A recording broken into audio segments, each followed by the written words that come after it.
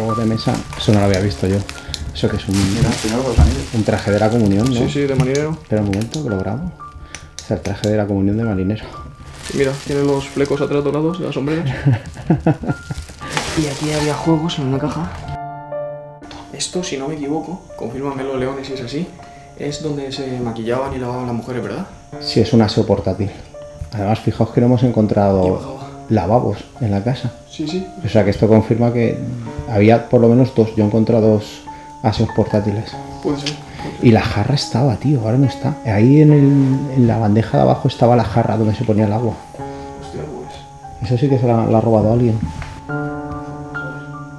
La casa es una pasada, tiene de todo y cosas muy antiguas que la verdad que están chulas. Hace tiempo que no veía cosas tan antiguas y lo que más me llama la atención es que yo creo que vengo 5 veces a esta casa y creo que encuentro cosas nuevas que no había visto. Hay tantas cosas.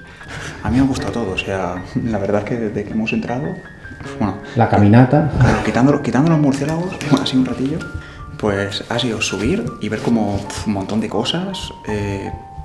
La verdad es que cada habitación era como otro mundo diferente. Una habitación era como muchos cubiertos, muchas cosas de cocina. Otra habitación era más empleado a los chiquillos. O sea que el traje de comunión me he quedado loquísimo, estaba súper bien conservado. Y yo quiero decir que confirmo lo que dice Jota, porque yo cuando estuve la primera vez, la brujita no la vi y el traje de comunión tampoco. También era que es verdad que yo venía solo y me estaba cayendo la noche, como está pasando ahora. Y va a pasar una temporada muy larga hasta que yo lo publique, porque quiero que, bueno, si conozco exploradores de confianza y los traigo, que lo disfruten como me lo encontré yo. Y por suerte puedo decir que quitando una cosa, que ha sido uno de los lavabos de esos portátiles de aseo, el resto está todo igual. Y eso en un año... Eso es raro, eso es difícil. Eso es muy, muy, muy difícil. Y en los murciélagos cada vez se acercan más. Están los murciélagos pasando entre nosotros tres. Sí. No sé si es por la luz, están pasando entre nosotros tres. Así que nada, chicos, cuando queráis nos vamos. Jota, Carlos y Urbes Leones se despiden. Chao. Saludos, exploradores. Nuevo mes, nuevo programa. Y este no va a ser un programa cualquiera, ya que además de entrevistar a un explorador, a mi parecer muy especial, he preparado un pequeño dossier para los amantes del séptimo arte. El cine fue algo que empezó como una atracción de barraca de feria, y que con los años lo fueron perfeccionando artistas y técnicos, hasta convertirlo en un arte. El cine, ese medio de expresión que tantas veces se nos ha dicho que iba a morir, nunca lo ha hecho. Primero fue la televisión que lo iba a matar, después el vídeo, posteriormente el DVD e internet, y ahora las plataformas de streaming. Algunos de esos inventos ya han muerto o están moribundos, pero el cine no. Toda esa competencia solo ha servido para que vaya mejorando. Las películas pasaron de mudas a sonoras, del blanco y negro al color, o del formato cuadrado al panorámico. Aunque con gran pena por verlos cerrados, a todos nos gusta explorar cines abandonados. Esos patios de butacas se convirtieron en campos de sueños, aventuras, amor, drama o comedia, transportándonos gracias a la magia de la luz del proyector. Es una experiencia grupal en la oscuridad, muy parecida a cuando nuestros antepasados contaban historias iluminadas por la hoguera que les permitía ver en la noche. Y eso son los cines abandonados, receptáculos de emociones que quedaron atrapadas entre sus paredes, ilusiones y desilusiones de las personas que allí pasaron. Pero este dossier no va a ser la única sorpresa, ya que vuelven colaboradores como Umpi y Medusa con su sección 3 en la carretera. Todo ello aderezado con la magnífica música de Neolithic Tools Today. Mi nombre es Urbes Leone y sed bienvenidos a La Hora del Explorador Urbano, un podcast creado por aficionados de la exploración de lugares abandonados para aficionados y curiosos de los lugares abandonados.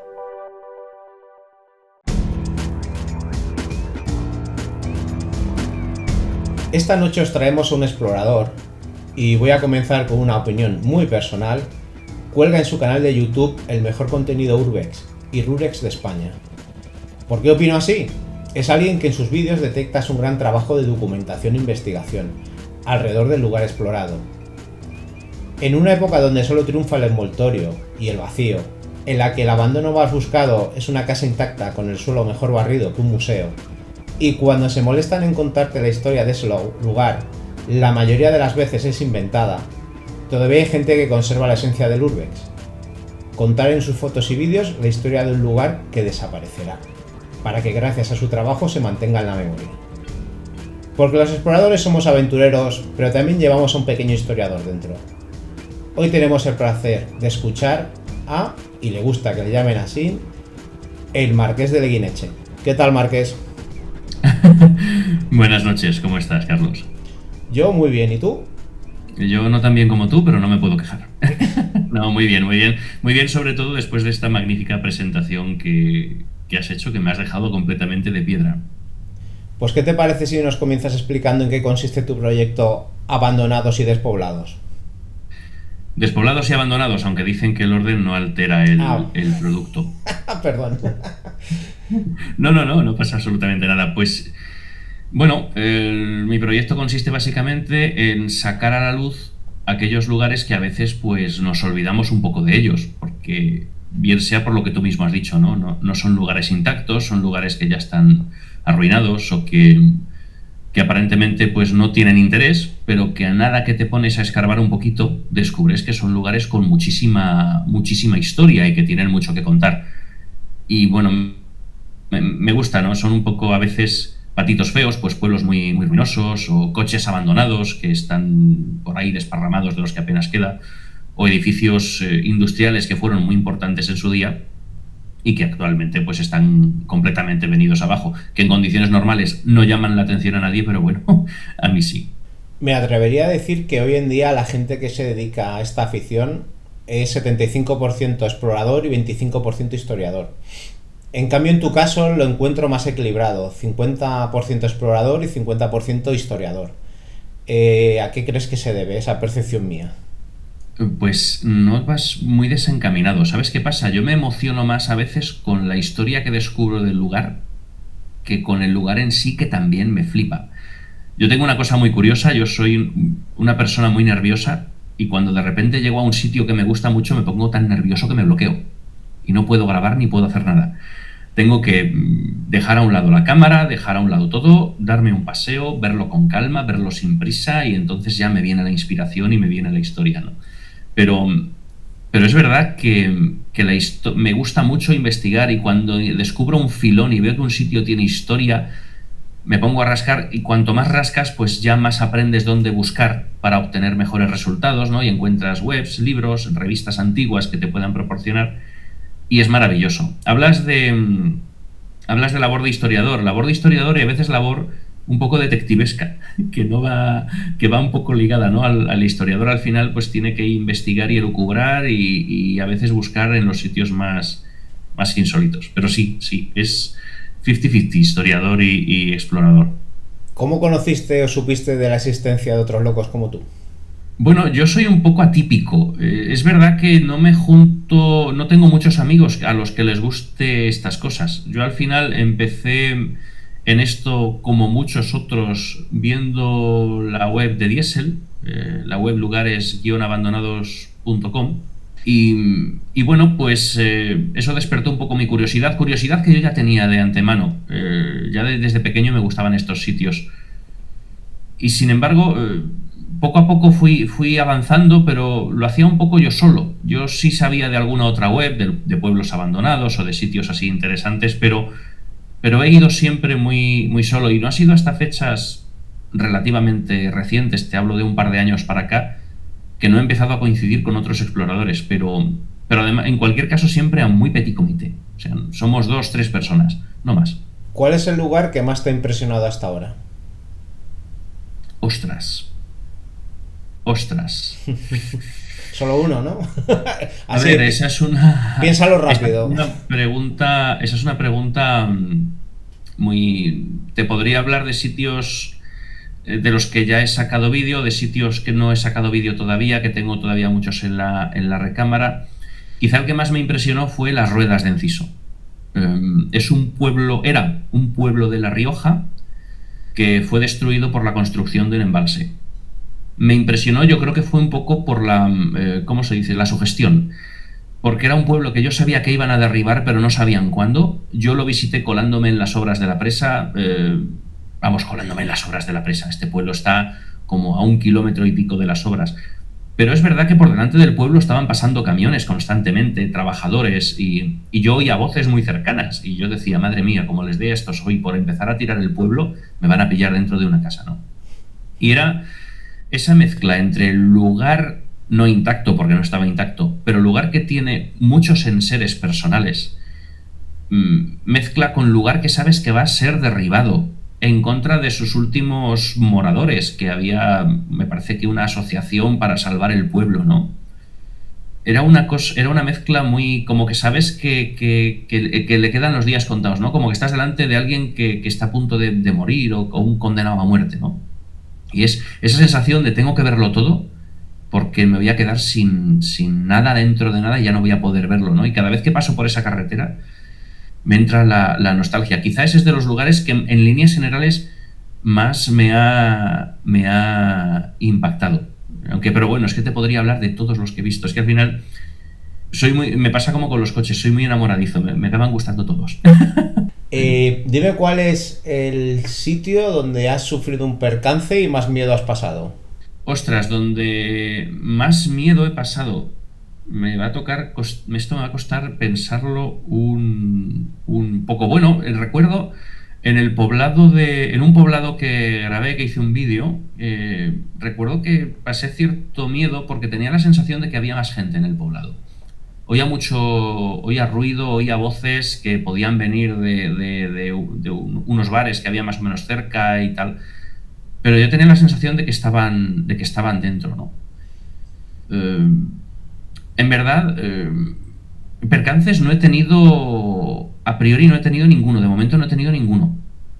Momentos de un poco tensión y respeto, pues alguno ha habido, pero sobre todo por eso, por la sensación de que... Bueno, mira, sí, ahora me viene a la mente en un pueblo abandonado. Recuerdo que ahí fui yo un poco temerario, ¿para qué nos vamos a engañar? Esto no lo sabe mucha gente.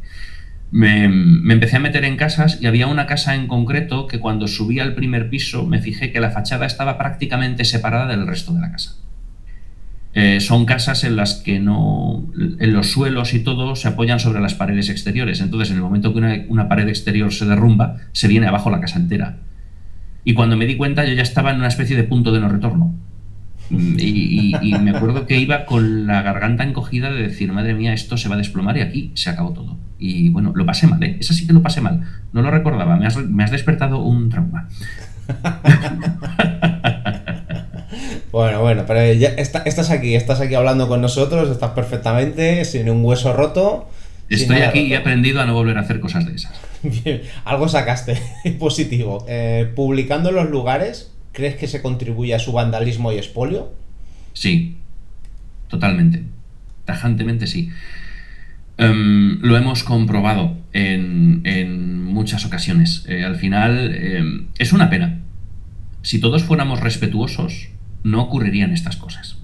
Vas a un lugar, lo visitas, no tocas nada, no rompes nada, te vas y así otra persona puede ir y visitarlo. Y ya no solo eso, es que ese lugar está abandonado, que no quiere decir que no tenga dueño. Al final ese lugar tiene dueño, tiene propietarios, aunque no le hagan caso, pero son sus propietarios legítimos. Lo he podido comprobar. Voy de un año a otro a según qué sitios, y si son sitios conocidos, cada vez están peor y más maltratados o acaban siendo directamente derribados. Y los sitios que son más desconocidos, pues evidentemente aguantan muchísimo mejor el paso del tiempo. Además es que me ocurre, y lo más triste de todo es que me ocurre con gente a veces conocida, que cuando ven que hago vídeos, ven algún vídeo mío, me dicen, oye, y allí había tal aparato y no te lo llevaste. Digo, no. Eso pasa mucho. No me lo puedo, pero tú eres, a mí me han llegado a decir, pero tú eres tonto, así, pero así, ¿sabes? Sí, pues a mí en parte igual. Y yo me quedo con la copla, digo, no me lo llevé, pero ya tengo claro también a quién no me voy a llevar. A ti de exploración. Porque a nada que me descuide te vas a llevar cualquier otra cosa, o luego se lo vas a contar a un tercero. O sea, el problema es ese. O sea, no se trata de una cuestión de egos, ni de que no queramos que nadie más descubra nuestros lugares. A mí eso me da igual. El problema de todo esto es que al final son sitios que se acaban haciendo muy... Mira, hace no mucho había una fábrica una fábrica que tenía coches antiguos dentro. Y era una fábrica a la que yo le tenía ganas, pero no sabía dónde estaba. Y un día de casualidad me entero de dónde está esa fábrica. Y cuando voy a verla, los coches han desaparecido. Entre otras cosas, ¿por qué? Pues porque ha habido gente que ha publicado vídeos, ha sacado los coches con matrículas incluidas, lo cual ayuda a que puedas localizar el sitio. Y de hecho luego, pues dentro de la fábrica, pues han hecho cosas que, bueno, yo tampoco entiendo muy bien. El caso es que cuanto más gente sabe eso y más gente va, luego más cosas desaparecen, más cosas se rompen y se desvirtúa todo. Y de hecho, esto de los coches me ha ocurrido no solo en esa fábrica, ha ocurrido en otros muchos sitios que yo sabía que había coches, y a nada que han salido vídeos y publicaciones, los coches con matrícula, todo bien visible, todo bien localizable, al final esos coches, espero que hayan sido sus propietarios, se los han llevado o han acabado los coches completamente vandalizados. Sí, bueno, es el problema que hay ahora mismo en el Urbex, que es el tema de la competición. Como ahora mismo hay tanto explorador que no es negativo. A mí me parece fabuloso que haya mucha gente, así la afición nunca morirá. Pero el problema que lleva, pues los piques y la competición y tú has estado, pues que sepas que yo estuve un mes antes, mira. O tú has estado y me llevo mal contigo, pues que sepas que yo también. Y al final lo único que hace es todas estas discusiones y peleas afecta al lugar. Sí, eso me ocurre muchas veces, que te llega el típico comentario de Instagram o de YouTube, ¿no? Y dice, yo ya he estado, es no sé qué sitio. Y yo, vale, toma tu medalla. Sí, ¿Qué quieres que te diga? A ver, ¿sabes qué pasa? En general, el mundo en que vivimos es un mundo muy competitivo. Yo tengo que tener el mejor coche que tú, y tengo que irme a unas vacaciones más guays que las tuyas, y lo tengo que publicar para que todo el mundo vea que he ido, que no he ido, qué tal. Yo soy un poco atípico también en eso. Yo no suelo publicar cosas personales. La gente no sabe si me he ido de vacaciones o si no me he ido. Y cuando te hablo la gente digo incluso mis amigos. Luego a lo mejor al cabo del tiempo me preguntan, ¿estuviste de vacaciones? Pues sí, estuve en tal sitio. Pero yo no te estoy colgando la foto de las croquetas que me estoy comiendo en la playa Pita de Soria. Yo qué sé, por ponerte un ejemplo. Ya ves tú las vacaciones que me pego yo. Entonces... ese es el tema. Por eso yo en ese aspecto estoy tranquilo, porque como las cosas que yo grabo no las graba prácticamente nadie, pues yo voy a mi bola y sé que tengo un pequeño público al que os gusta esto, y reitero el agradecimiento por la entrada que me has hecho. Tengo un pequeño público al que os gusta esto, y entonces yo por eso voy un poco a mi ritmo. Yo la verdad que estoy bastante fuera de esas cosas que me consta que se han dado y se dan y se darán, claro, esta competición extraña. ¿Crees que se están perdiendo estilos arquitectónicos con la desaparición de ciertos edificios?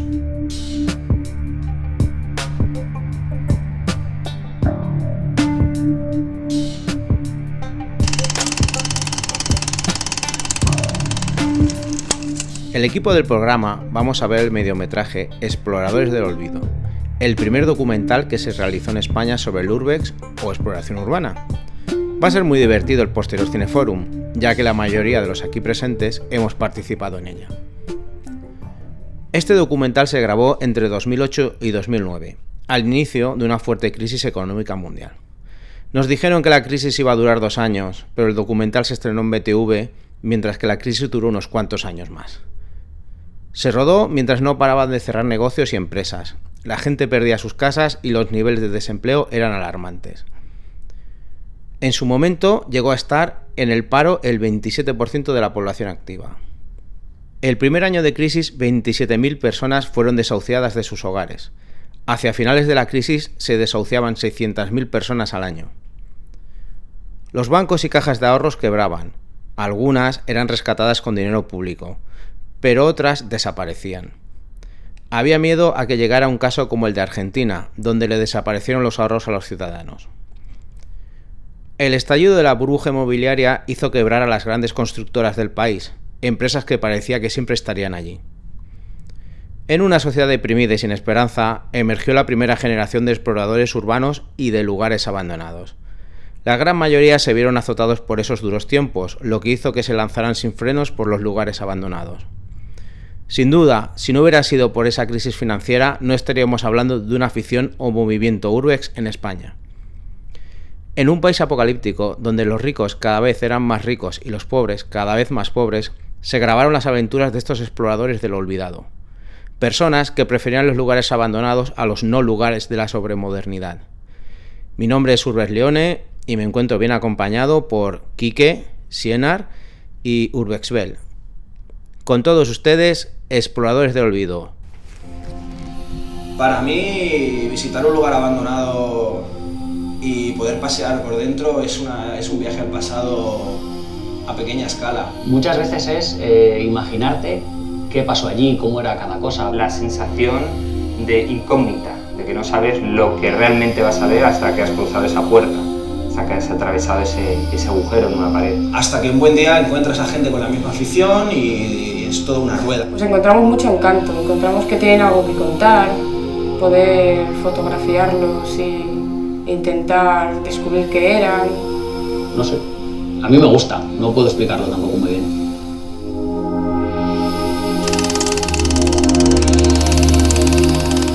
Según las cinematecas de todo el mundo, entre el 80 y el 90% de las películas rodadas en la época del cine mudo, entre 1895 y 1929, han desaparecido para siempre. No se salvaron de tal pérdida ni grandes maestros como John Ford, quien realizó 70 películas en dicha época y 60 están desaparecidas. Fabricados con nitrocelulosa, los negativos de aquellos años eran altamente inflamables. De hecho, en sus inicios, el cine estuvo a punto de ser prohibido al provocarse varios incendios durante las proyecciones, muchos con víctimas mortales. Para colmo, las películas que no salían ardiendo eran recicladas para recuperar el nitrato de plata, de elevado precio, para fabricar nuevas bobinas para el cine. Eso explica que más de 11.000 películas que se filmaron en Estados Unidos entre 1912 y 1929, de momento solo se han podido recuperar 1.575. Gracias a la fabricación de mejores negativos, de los films realizados entre 1929 y 1950 solo han desaparecido el 50%. El arte cinematográfico tardó mucho tiempo en ser considerado como tal, a pesar de los esfuerzos por artistas italianos como Ricciotto Canudo, quien acuñó la definición séptimo arte.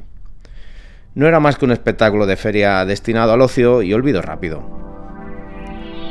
Bienvenidos al monográfico que vamos a dedicar al cine desaparecido y recuperado. También es la historia de esos buscadores de esa maestría perdida, que no olvidada. Os vamos a contar cómo las casualidades y la perseverancia pueden hacer que aparezcan verdaderos tesoros escondidos en los lugares más inesperados, como en 2005, cuando se encontró en un almacén parisino Cleopatra, realizada en 1899 por el pionero Georges Méliès, considerado uno de los primeros films de terror de la historia, quien construyó en el jardín de su casa el primer estudio cinematográfico en Europa. Ya se corre el telón, descubriendo la pantalla de cine. Los espectadores regresan a sus butacas tras pasar por la cantina o los servicios. La musiquilla de Movie Record da paso a los insufribles anuncios previos a los trailers de futuros estrenos.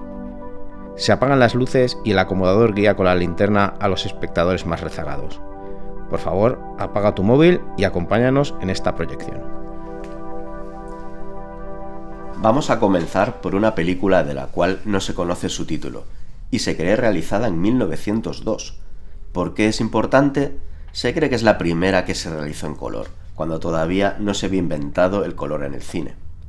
Filmada por el británico Edward Raymond Turner, muestra imágenes de unos niños ante una pecera, un loro y un desfile militar en Londres. El sistema Kinemacolor se patentó en 1906, siendo el primer dispositivo utilizado con éxito para capturar imágenes en movimiento a color. Consistía en un proceso aditivo de dos colores, fotografiando y proyectando películas en blanco y negro bajo la alternancia de filtros rojos y verdes. Si hacéis memoria, el bueno de Edward filmó su película en color en 1902, adelantándose al oficialmente primer sistema en color de la historia. Y no solo eso, sino que consiguió filmar con una mayor paleta de colores, ya que utilizó filtros rojos, verdes y azules. Entonces, ¿por qué Edward Raymond Turner no aparecía en los libros de historia del cine? Porque lamentablemente murió al año siguiente, en 1903, de un paro cardíaco, y su revolucionaria película en color se perdió, corriéndose rápido el rumor de que todo era una leyenda, una historia que nunca había existido. Pero una copia fue localizada 110 años después, en 2012, por el Museo Nacional del Reino Unido, sacando a este genio del olvido y ascendiéndole a los altares del séptimo arte, lo cual provocó que se tuvieran que reescribir los futuros libros sobre la historia del cine. De las 53 películas dirigidas por el maestro Alfred Hitchcock, hay una que se considera perdida. Rodada en la región del Tirol en 1925, recibió el título comercial de El águila de la montaña. Se estrenó en 1927, siendo un fracaso comercial. Que se sepa, no queda ni una sola copia del film, ni siquiera quedó una copia del guión. Lo más que se ha podido encontrar fueron unas críticas de la época gracias al British Film Institute. No hace muchos años apareció un cartel en un mercadillo de Massachusetts, y en 2012 se descubrieron 24 instantáneas de la producción. Por contra, Easy Virtue, también del maestro Hitchcock, filmada y estrenada en el año 1927, se consideró perdida durante muchos años, hasta que se encontró una copia en Austria en la década de 1970. Y ahora vamos a hablar de la primera obra maestra de este monográfico, Metrópolis, de Fritz Lang, fábula marxista de ciencia ficción. Fue filmada durante 310 días y 60 noches durante 1927. Cuenta la historia de una ciudad futurista donde los trabajadores viven bajo tierra, y el hijo del explotador capitalista se enamora de una muchacha operaria. Es un film que ha influenciado a la arquitectura, los videojuegos y, por supuesto, al cine. Películas como Akira, Blade Runner o Star Wars le deben muchísimo. El film se estrenó en el mismo año 1927, y sus copias fueron perseguidas por las autoridades nazis tras la llegada de Hitler al poder.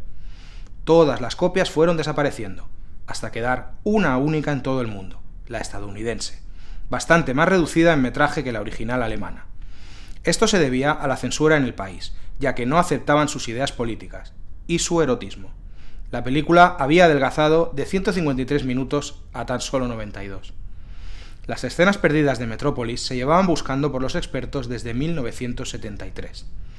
Bastantes años después, en 2008, se localizaron unos rollos muy deteriorados en la casa de un particular en Buenos Aires. Eran copias en 16 milímetros. Recordemos que la película se filmó en 35 milímetros. Pero dato importante, las copias que llegaron a Argentina en 1928 no eran las norteamericanas, censuradas y cortadas, sino la alemana, con el metraje íntegro como la concibió su creador.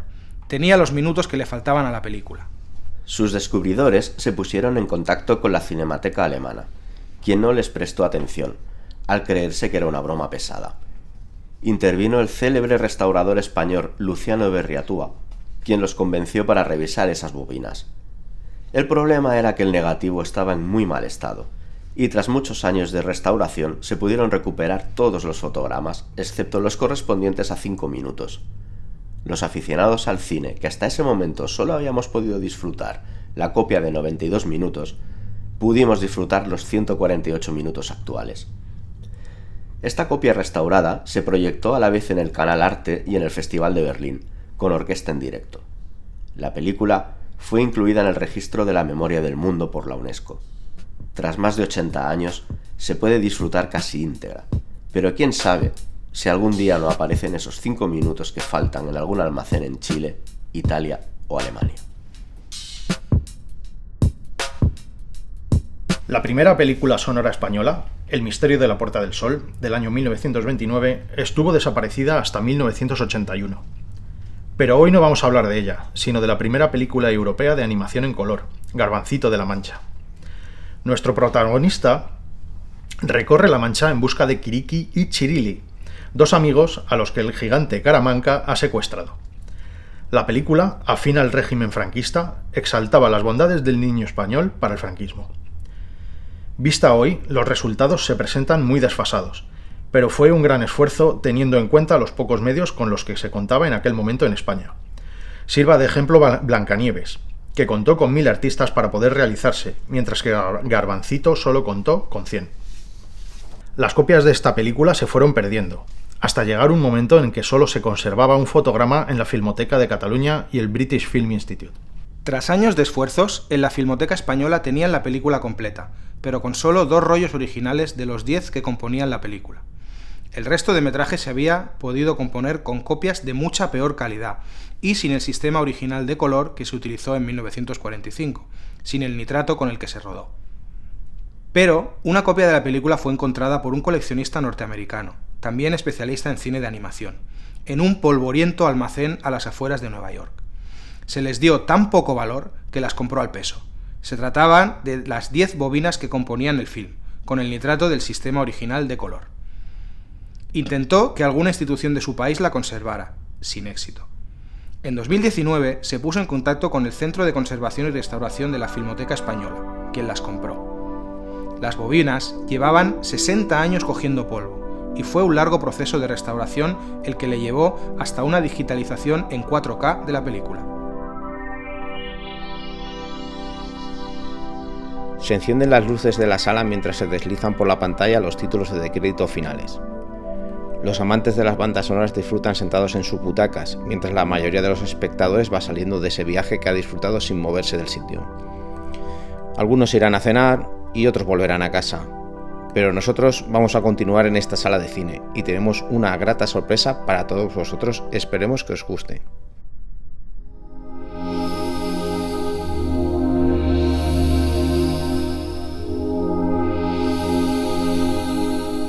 Pues ya hemos regresado de este corto viaje por esos lugares sucios y oscuros, los lugares abandonados. Como introducción, me gustaría decir que en el año 2009, año de estreno del documental, ocurría lo siguiente en el mundo. Barack Obama se convertía en el presidente número 44 de los Estados Unidos. El 24 de enero desaparece en Sevilla Marta del Castillo. Fallece Milvina Dean, última superviviente del naufragio del Titanic. La triunfadora en la gala de los Oscars es Slumdog Millionaire de Danny Boyle y muere a los 50 años el cantante, compositor y bailarín Michael Jackson, víctima de un paro cardiorrespiratorio. ¿Qué os ha parecido ver el documental después de tantos años? No exagero cuando yo os digo que la última vez que lo vi fue en 2012, hace 10 años. Lo he visto, hay cosas que obviamente yo cambiaría, pero se me ha pasado muy rápido el documental y bueno, me ha chocado también pues ver a gente que ya no está entre nosotros, como Cybersurfer, que falleció, y otros que ya no exploran, y algunos que los vamos a ver mañana en persona después de muchos años. ¿Qué te ha parecido a ti, Sienar? A mí lo que más me ha gustado es habernos vuelto a reencontrar después de todo este tiempo y mantener sobre todo los 5 puntos básicos que después de tantos años no los pensamos modificar, vamos, ni un milímetro. ¿Y tú qué tal, Quique? Pues ha sido un retroceso en el tiempo brutal, espectacular. No me acordaba de muchas cosas y me ha sorprendido para bien. Luego también, pues a ver, esto para que se haga la gente una idea, dura 29 minutos solo, pero para que se haga la idea de lo difícil que es grabar algo así, que no todo el mundo está preparado para entrar en un lugar abandonado. Y se empezó con un director de fotografía, se fue, eso era muy duro. Se empezó con una directora de fotografía que le sustituyó. Es la voz de la chica que dice que no puede más en la nieve. También a las semanas no pudo continuar y bueno, pues el director tuvo que acabarla él, grabando personalmente con la videocámara. Y fue como se acabó. Pues realmente yo interioricé tanto el que hubiera una cámara y un equipo de sonido detrás que para mí dejaron de existir prácticamente. Me centraba en el abandono y salvo unos minutos que tuve que sustituir al sonidista, por el resto la verdad es que me pasó muy desapercibido el equipo. Ya se hacían las fotos en digital, pero no era gente que fuera con una reflex digital, había muy poca, no es como hoy en día, que es lo normal. La gente iba con una compacta y ya, bueno, de hacer fotos con el móvil, olvídate. Y era muy chocante, yo recuerdo que al principio a mucha gente era como que le descolocaba mucho ver aparecer la cámara y el micro por allí con ese pelo y verlo todo, que justamente una de las cosas que más le llamó la atención fue a la gente que se grabara en los silencios, y es una cosa que hoy en día le sigue sorprendiendo a la gente, yo supongo que en estos tiempos todavía más, por el tema de que ahora es todo ruido, todos son chillidos, todos son carreras y todo es saturación de sonido, y yo creo que eso es de lo que me más ha aguantado. Es un documental de 2009, se estrenó. Tiene ya sus añitos, tiene 13 años y eso es una de las cosas que mejor yo creo que está aguantando del documental. Y lo que lo separa de un simple vídeo de YouTube o reportaje y lo sube a documental en calidad, vamos, pienso yo. Es que desde luego estamos acostumbrados a mucha fotografía Estamos acostumbrados a vídeos de YouTube y muchos comentarios de youtubers, pero creo que es el único documental donde se escucha el abandono. Sí, todos los lugares al final tienen su firma. Cuando hay veces que te dicen, mira, te cambias de sitio, tienes que acostumbrarte a los ruidos del lugar, porque cualquier alteración en esos ruidos te da una pista. Merece mucho la pena haber podido oír ese tramito, porque te ambienta es una introducción, entiendo, te ambienta te permite también conocerlos exactamente igual en la experiencia que estar mirando tú con tus ojos. También tienes otros sentidos. El documental fue el primero que se realizó de temática urbex en España. No se había todavía realizado ningún documental. En España ninguno, fue el primero. Y en Europa fue de los pocos que en aquel momento se habían hecho. Luego sí que es verdad que ha venido algún corto o mediometraje más, pero ya está más orientado más hacia la fotografía que hacia la exploración en sí. Y luego pues tuvo una segunda parte en 2014, que fue Buscadores del Olvido, que es el único largometraje documental que se ha realizado en España sobre el urbex y de los pocos que se han realizado en el mundo. Los dos documentales han tenido su paso por festivales. El Exploradores del Olvido además fue comprado por BTV, Barcelona Televisión, durante más de un año. Se estuvo emitiendo y Buscadores del Olvido, que es el largometraje, se ha pasado por varios festivales, algunos de Argentina y algún que otro país en el extranjero. Justamente cuando nos llamaron a la televisión, ¿te acuerdas, Quique? Que fuimos a la entrevista de BTV, justamente nos dijo el productor del Espacio Docs de allí, que era el documental, llevaban creo que era 10 años o 15 años, y decían que era el documental más original que habían visto en su vida y que habían emitido allí. Eso lo dijeron. De hecho, la presentadora se quejó de que solamente tenían para entrevistarnos 1 hora y se quejó de que quería que estuviéramos allí más días. Eso lo dijo. Pues eso es un buen trabajo, es la onda expansiva de un buen trabajo. Y una cosa que yo no he comentado antes, que se me ha olvidado, el documental se rodó para para proyectarse en pantalla grande. No es como hoy en día los vídeos que se hacen en YouTube, que se graban para verse en un móvil. Este documental y la segunda parte se rodaron con la intención, y así es como acabaron, proyectándose en pantalla de cine en festival. Ten en cuenta que tanto en Exploradores del Olvido como en Buscadores del Olvido se dan cita a los principales exploradores a nivel nacional, incluso a nivel internacional en la segunda parte del documental. Eso hoy en día veo muy, muy, muy difícil que se pudiera lograr. Obviamente la crisis hizo que surgieran muchos exploradores y yo fui uno de ellos. Yo de golpe me encontré con mucho tiempo libre, nunca había estado en paro y yo hablaba con mucha gente, empezaron igual. Kiyoyuya fue lo mismo, se quedó sin trabajo y de ahí le surgió, y hablabas con mucha gente y era eso, éramos gente que estábamos en un momento como de ruptura de todo lo que habíamos tenido hasta entonces, que era trabaja, ahorra, hipotécate, y de golpe viste que todo eso se te venía abajo con la crisis de 2008. Y mucha gente rellenó todas esas horas y todos esos días saliendo a explorar. ¿Y queréis comentar alguna cosita más? Yo por mi parte pues me ha gustado mucho volver a verlo. Tiene un montaje que con diferencia es lo mejor. La fotografía ya hay algunas cosillas que se me resienten un poco, pero ya también es que las cámaras han cambiado mucho, las cámaras digitales han cambiado mucho y claro, se resiente, pero aún así tiene algunas ideas que yo creo que están muy bien visuales y de cámara. Y bueno, la música la acompaña muy bien, por cierto, una música que me copiaron los de Televisión Española cuando hicieron el reportaje en el que entrevistaron a Diesel, a Quique y a Umpi, me copiaron la música. Y nada, ahí lo dejo, Exploradores del Olvido. Si os gusta, os invito a que veáis la segunda parte, que no sé por qué la gente, todo el mundo que me escribe, no, he visto Buscadores del Olvido, me ha encantado. No, pero si es una segunda parte. Que hay una primera. Claro, tío, esta. Yo recuerdo que cuando acabamos de rodar la primera parte no tenías en mente una segunda, realmente. La segunda surgió. ¿Por qué no puede surgir la tercera? Sí, la segunda parte fue un chispazo. Fue un chispazo que vino de golpe y cogimos la cámara y nos fuimos a rodar. Bueno, a ver, han pasado ya muchos años desde la segunda parte, han pasado 8, si no me equivoco. Vamos a ver si me pega un chispazo, ahora que estoy otra vez en una segunda juventud del Urbex. ¿Cómo?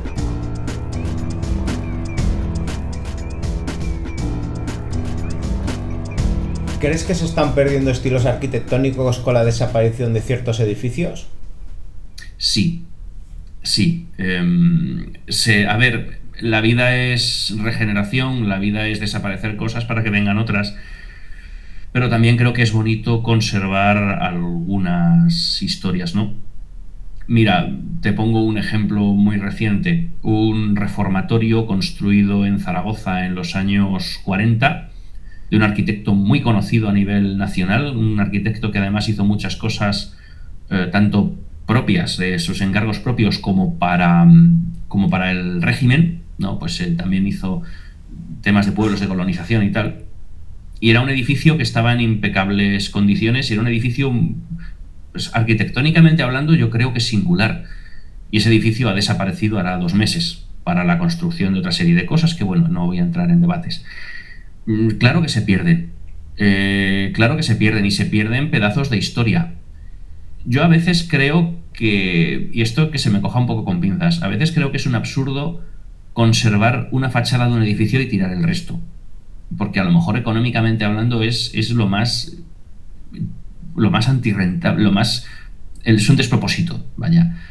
Pero por otro lado sí veo a veces que hay edificios antiguos que se podrían reconvertir y al final acaban derribados y no se tiene en cuenta si la historia que pueda tener ese lugar o lo que ha podido significar a nivel diseño. Y por ejemplo, otro caso de edificio son las cocheras, el garaje Gonzalo Ruiz en Soria, que está condenado a la picota también. Es un sitio que va a acabar derribado en muy poquito tiempo, y es un edificio art déco muy interesante y tiene unas naves industriales de comienzos del siglo XX que son una auténtica pasada. Y esas naves, por ejemplo, bien podrían servir como auditorio o como centro de exposiciones junto a la Plaza Mayor de Soria, y sin embargo, pues eso va a acabar derribado en pos de no sé muy bien qué tipo de edificio. ¿Crees que los exploradores guardan la memoria de los lugares con sus fotos y vídeos? Sí, claro. Hombre, eso, quien dude eso, no, vamos, eso está fuera de toda duda. Al final, gracias a esas fotos podemos conservar lo poco que quede. Mira, cada vez que yo hago un vídeo me vuelvo loco en internet y en los archivos históricos provinciales de la provincia donde se encuentre, ¿no? Buscando fotografías de ese lugar. Claro, yo si hago un vídeo de un pueblo abandonado es realmente difícil encontrar una foto antigua, porque tener una cámara fotográfica era algo al alcance de muy poquitas personas. Y claro, un fotógrafo no va a ir a un pueblo perdido en medio del Pirineo a hacer una foto. En aquellas épocas, un pueblo perdido del Pirineo era poco menos que una mierda, con perdón, porque la vida estaba en la ciudad y en el progreso, y lo que daría yo ahora, ¿no?, por tener una foto de esos pueblos, una foto de los años 50, de cuando esos pueblos todavía tenían vida, ¿no? Entonces, el hecho de que aún podamos hacer fotos y aún podamos conservar cosas que a lo mejor, y esto me ocurre muchas veces, a lo mejor a la siguiente visita que vas se ha desplomado la iglesia y debajo de la iglesia pues ha quedado esa portada maravillosa, o han quedado esas pinturas que se hicieron. Mira, hace un año más o menos estuve en un pueblo que tenía una iglesia con una portada espectacular. Por suerte esa portada ya la han salvado, porque la iglesia está amenazando ruina y la portada se la han llevado a otro sitio. Y dentro de la iglesia están las pintadas que se hicieron en el año 1835. Y está en un lateral, aparece pintado: esta iglesia fue pintada por no sé qué persona, que ya no recuerdo, en el año 1835, pintado con mucho estilo y con mucho arte, como se hacía en la época. Pues eso, cuando el tejado caiga y le caigan 2 lluvias seguidas, todo eso se va a borrar. Gracias a que yo hice un vídeo y otras muchas personas han hecho fotos, eso va a permanecer para siempre. ¿Cómo te sientes cuando exploras solo un lugar abandonado enorme? No lo hago. No lo hago. Yo soy miedoso. No me da miedo ni los espíritus ni nada por el estilo. Me da miedo el que haya, a lo mejor, que pise en falso en algún sitio que no haya suelo, o que haya alguna viga que está medio caída que no he visto y se caiga y me pille en medio, o incluso que haya dentro alguien que yo no sepa, ese alguien piense que yo le voy a hacer algo malo y ese alguien intente defenderse de mí. Eso es lo que me da miedo. Entonces, en un pueblo es distinto, porque suelen ser ruinas, hay poco sitio donde esconderse y a los sitios a los que yo voy tienes que ir en coche. Entonces, siempre acabas dándote cuenta. Pero edificios más cerca de las ciudades, grandes fábricas, un hospital o algo de eso, yo me libro, vamos, es que no entro. Quedo con algún amigo de mucha confianza y vamos juntos. Y de un tiempo a esta parte, cuando entro a un sitio y me pilla lejos y por no volver a casa y demás, lo que hago es avisar a algún amigo, le digo, oye, que sepas que voy a estar aquí. Y además tengo en el móvil una aplicación que se llama Alert Cops, que básicamente consiste que si toco 5 veces la pantalla del teléfono, manda mi localización por satélite a los cuerpos y fuerzas de seguridad del Estado para que vengan a socorrerme. Porque estás solo. Y a lo mejor estás solo y te pilla... A mí me ha ocurrido ir a algún pueblo que está a media hora en coche de la carretera más cercana. Entonces, si me ocurre algo, me parto una pierna, ¿qué hago? ¿Cómo vuelvo? Es una movida. Entonces, evito eso mucho, porque además lo que te decía antes, que me pongo nervioso. A mí me entra ansiedad. Me pongo nervioso y me entra ansiedad. Entonces yo necesito estar en un sitio que yo sepa que estoy tranquilo. Y como esto es una afición y no me apetece pasarlo mal en una afición, ¿sabes? Pues lo tengo fácil. Desde hace unos años se ha puesto de moda el turismo de sequía. La visita de lugares que aparecen por la falta de agua y se llenan de personas. ¿Qué opinión tienes al respecto? Pues que yo sería el primero en ir. ¿Sabes qué pasa? Yo el segundo. A ver, te cuento. Yo entiendo que, claro, pues es el turismo de sequía, es una masificación de gente y lo entiendo. Es que es un morbo extraño el que tienen los objetos sumergidos. Es un morbo extraño. A mí me han apasionado siempre los barcos hundidos. Y muchas veces cuando estoy en un embalse o lo que sea, me intento imaginar pues todo lo que ha quedado sumergido en el embalse, que no pocas cosas hay abajo, ¿eh? Carreteras, casas, mil historias, ¿no? A veces pueblos enteros, ¿no? Como es el caso pues de lo que comentas, ¿no? Esos embalses de León o de Galicia que han bajado tanto. Aquí en Aragón tenemos Mediano, en Sau, en Cataluña, y que baja el nivel del agua y te aparece una iglesia.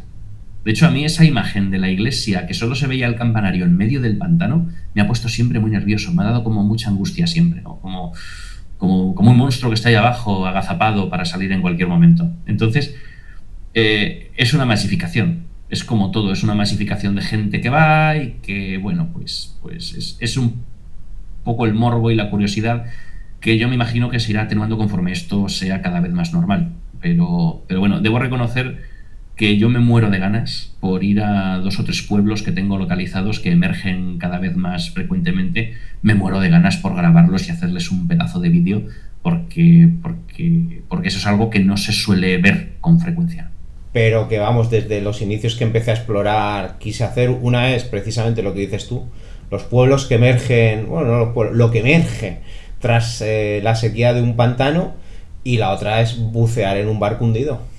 Ostras, el bucear en un barco hundido a mí me fliparía, yo he sido, bueno, como yo creo que todo el mundo, muy fan del Titanic, ¿no? Y la historia que supone, pero es que el Titanic es inaccesible, pero es que hay un montón de barcos que se pueden bucear y que se pueden hacer, pero vuelvo a lo mismo, es el tipo de lugar en el que me entraría ansiedad, porque no ansiedad en el aspecto de que me da un ataque de ansiedad, no quiero frivolizar con eso. Quiero decir que me entraría mucha angustia, me pondría muy nervioso porque, a ver, es algo que entraña mucho riesgo. A no ser que hablemos de un barco que está prácticamente a nivel de mar y que bucearlo lo puedes bucear casi a pulmón, pues vale, te metes... Pero aún así es que es algo que entraña un riesgo brutal y también entraña mucho morbo. Entonces, no sé, me encantaría, la verdad es que me encantaría poder hacerlo, sería la leche. En lo concerniente al Urbex, al ser un entorno rural, no sirve cualquier vehículo para desplazarse. Viendo tu canal de YouTube, compruebo que el motor es otra de tus pasiones. Sí, el motor no es otra de mis pasiones, el motor es mi vida. Podría vivir sin Urbex, no podría vivir sin coches. No puedo. No puedo. O sea, esto no es una afición, esto es una forma de vida, literal. No estoy de acuerdo en eso que has dicho, de que no te valga casi cualquier coche. Yo he ido a exploraciones con mi Renault 9, que es un coche del año 84 y es un turismo normal y corriente, ¿no? Ruedas finas, poco peso y, bueno, pues es un poco más alto que los coches de ahora, es verdad. Pero yo he hecho cosas con ese coche brutales. Lo que ocurre que no es un coche que esté pensado para eso y lo revientas. A poco que haces un poco el cafre, lo revientas. Y sobre todo, bueno, en terreno seco ni tan mal. En barro, evidentemente, ese coche no tiene nada que hacer, porque como metas el tren delantero en el barro y lo atasques, ya lo has liado. Pero yo por eso pues decidí comprar el todoterreno, el Lada. Yo tenía una furgonetilla con la que iba a explorar, una Renault Express, tuve un susto con ella, me quedé atascado en un barrizal y creí que no la sacaba. Y dije, se acabó, yo no vuelvo a salir si no tengo 4x4 y reductora. y bueno, finalmente me cogí el Lada Niva, que me tiene muy contento y con el que me voy a todas partes. Pero en verdad, por poder ir, puedes ir casi con cualquier cosa. Y si no, oye, haciendo deporte, una buena bici de montaña o un buen ratito de senderismo, que eso no le hace daño a nadie. No, a mí es por lo que me encantan los abandonos rurales, porque me pego unas pateadas haciendo senderismo, que a mí eso me encanta. Junto dos cosas que me encantan, que es el senderismo y el urbex. Pero es verdad, el tema de los coches para mí, ya te digo, es algo que lo llevo muy dentro. Yo adoro conducir, me puedo pasar horas y horas y horas y horas y horas conduciendo.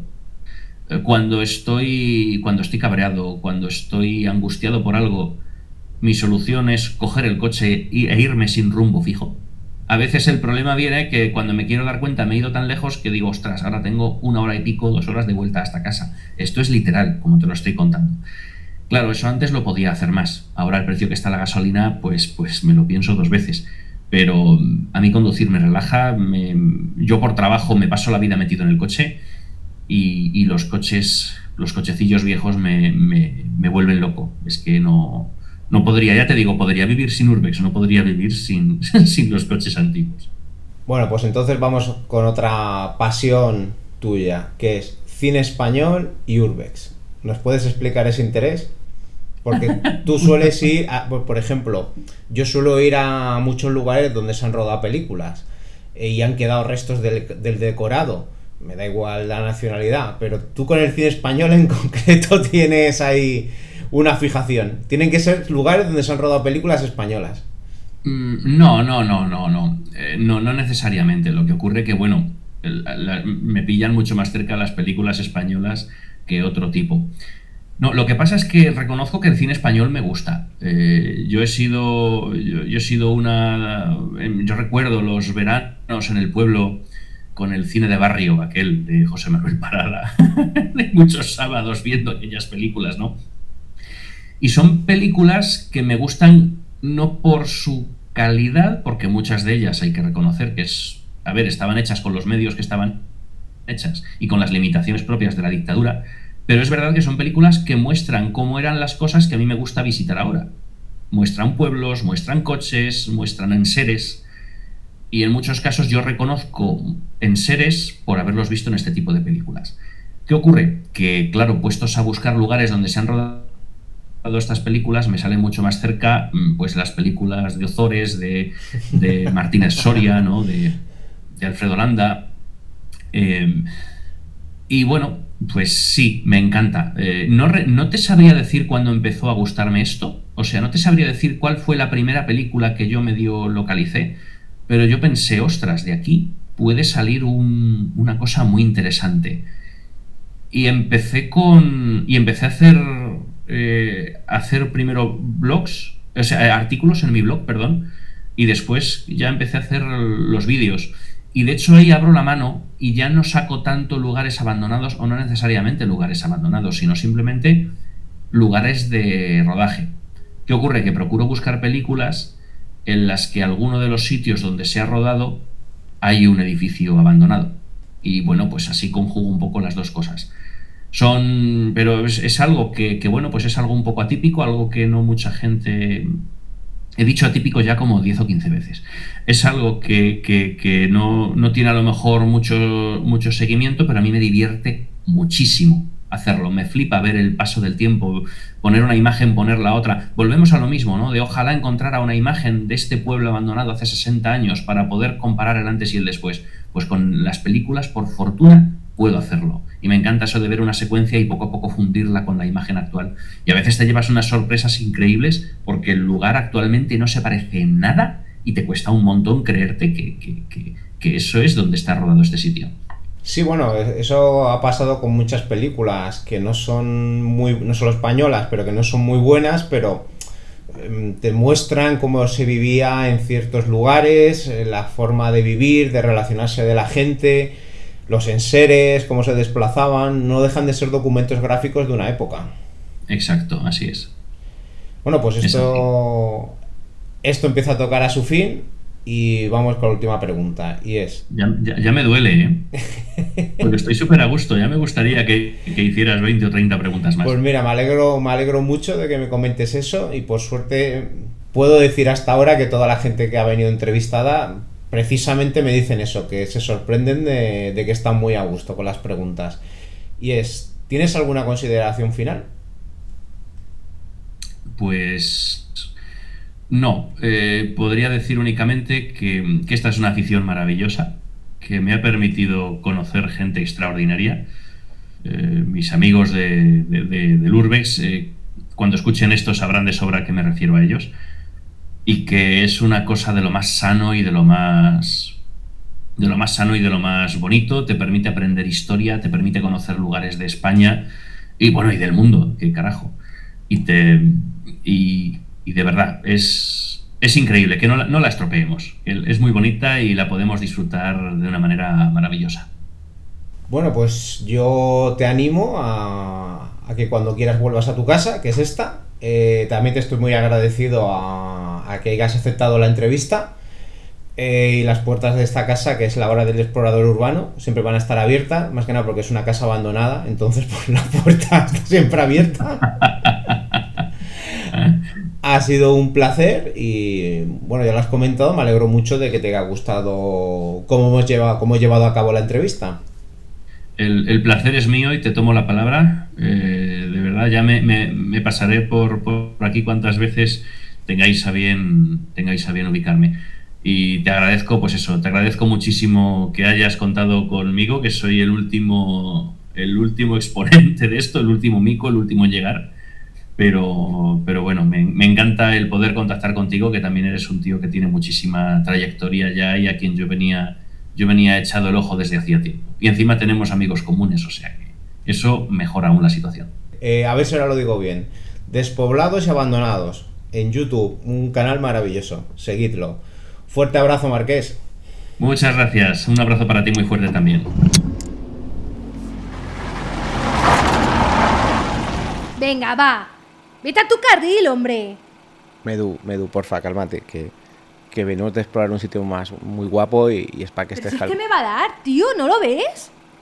Bueno, cálmate, Medu. ¿Qué tal, exploradores? Hoy venimos a hablar de una urbanización fantasma, esos lugares que tanto nos gustan a Medusa, a Urbes Nero, que está aquí atrás durmiendo. El pobre es donde más se parte explorando, porque claro, imaginaos esos pasillos y esos futuros campos de golf, que el perro se los recorre de una punta a otra, y servidor, Urbes Leone. Pues es una urbanización que a mí me ha encantado. Debo de decir que la localizó Medusa. Fue ya gracias a su hábil control del Google, sobre todo del Google Maps, quien la localizó. Y bueno, antes de empezar a contar la historia de la urbanización, ¿qué te pareció a ti? Pues me pareció un sitio súper curioso. Principalmente porque pudimos ver desde los folletos en los cuales anunciaban hasta qué valía cada piso, el lujo que había en cada uno de los apartamentos y de los chalets también, y sobre todo esa parte que no se llegó a hacer, que bueno, pues dice un poco el motivo de por qué estamos aquí. Bueno, esto pues es la España del ladrillazo, de la burbuja inmobiliaria.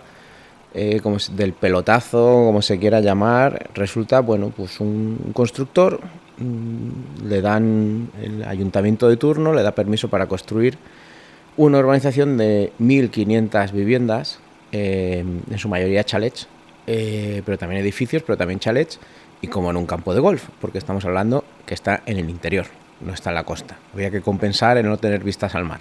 Entonces te clavo el mismo precio por el adosado que si tuvieras vistas al mar, ¿cómo? Construyéndote un campo de golf. El problema, que de los 2 millones de hectáreas que iba a ocupar, un problemilla no muy serio, 500.000 no era terreno edificable. Aún así, nuestro querido amigo constructor y el ayuntamiento de turno dice que sí, que adelante, que ahí no pasa nada, que ya eso ya se arreglará. Previo pago, ¿no? Con su mordidita de turno. Supuestamente, eso no lo sabemos. Entonces, ¿qué ocurre?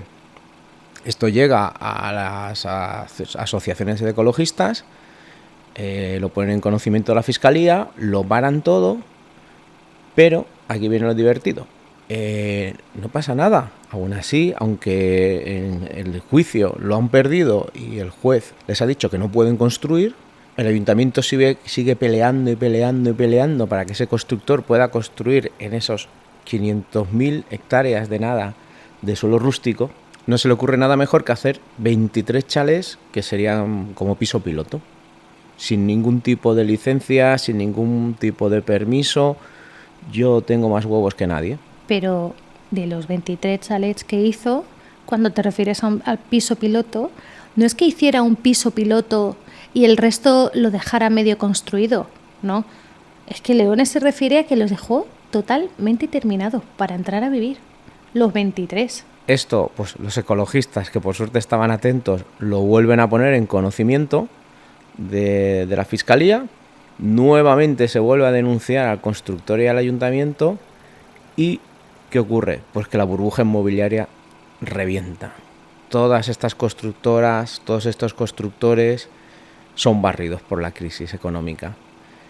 Y se quedan allí esos 23 chalés a modo de 23 tumbas en medio del campo, de campos de fruta, de cítricos y demás.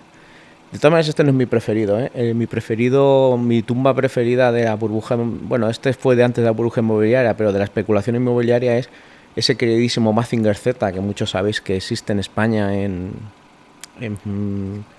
altura, en tamaño real. Pues eso, amigos, eso era para atraer a compradores de viviendas. Alguien tuvo la idea, un constructor construyó un Mazinger Z a tamaño real, que está en España, y al lado puso la oficina para que la gente fuera allí a comprar su parcela, que por cierto solo existen 3 en el mundo. Y cuéntanos un poco, Medu ha dicho que, por ejemplo, que fue de las primeras cosas que vimos, entramos en lo que era uno de las chalés, que era piloto, y allí encontramos toda la documentación. Sí, entramos en el primer bloque de apartamentos, porque hay que destacar que había como 3 zonas en esta mega urbanización. Estaba 2 bloques de apartamentos, uno prácticamente terminado, el otro le faltaban 4 pespuntes, 4 cositas, y luego estaba la zona de los chalets. Entonces, en este primer bloque que estaba prácticamente acabado, llegamos a la oficina piloto y la verdad es que era realmente impresionante. Se trataba de un piso como tal, que lo enseñaban, pero luego en el comedor tenían lo que es pues la oficina, en la cual te enseñaban los planos de tanto los apartamentos como los chalets, te enseñaban cuáles eran los materiales con los que estaban construidos, habían viviendas que tenían mucho más lujo, los acabados.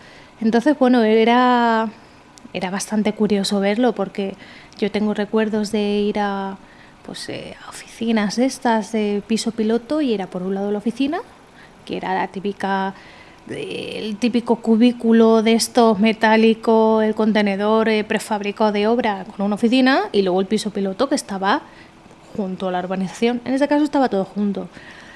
Medu también se refiere a que había planos.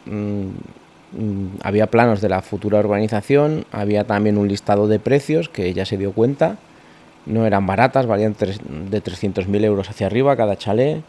También había planos de arquitecto y bueno, a mí tal vez mi preferida era, es que tenía el nombre en cada una, era la Azucena. Tú me imagino que no te acuerdas ahora mismo. No, la verdad es que no lo recuerdo, pero me gustaba, la que más me gustaba era la del jacuzzi redondo arriba con el aseo de color rojo. Quizás esa fue mi favorita. Bueno, pues esta urbanización tan chula, tan curiosa, está ubicada en mi página de YouTube. Ahí podéis ver el vídeo y disfrutar de la exploración y de los ladridos de Urbesnero, otro monumento al ángel caído de la especulación inmobiliaria que está esparcido por toda nuestra geografía española. Mira el imbécil este aquí atrás que va con prisa. ¡Salta! ¡Pero salta si tienes prisa, imbécil!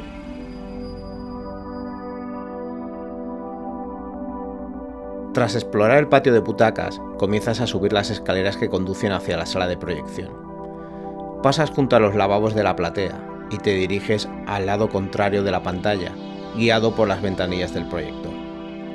Al haber sido un teatro antes que cine, tiene varias ventanillas de proyección. No eran de aquellos proyectores que le pudieran cambiar el objetivo. Entras dentro. A diferencia del cine, no hace falta utilizar tu linterna, ya que tiene unos enormes ventanales, pero no hay ni rastro del aparato proyector. Por el suelo, alguna cola de negativos y el carboncillo de las lamparillas de proyección que precedieron a la bombilla. Sobre una mesa, 2 bobinas con sus palancas manuales. Servían para rebobinar las bobinas de película. Adivinas entre la porquería los restos de una cortadora de negativos un poco más moderna. Es una lástima. Te has quedado sin poder estudiar y admirar ese proyector. Te hubiera gustado fotografiarlo y poder catalogarlo. Son demasiados los que han desaparecido presa de los chatarreros. Aún así, vas a volver a tu coche pensando en tus próximos objetivos para el próximo fin de semana. Es lo que tiene el Urbes, que es adictivo. Os deseo que tengáis mucha suerte en todo lo que hagáis y os mando un fuerte abrazo.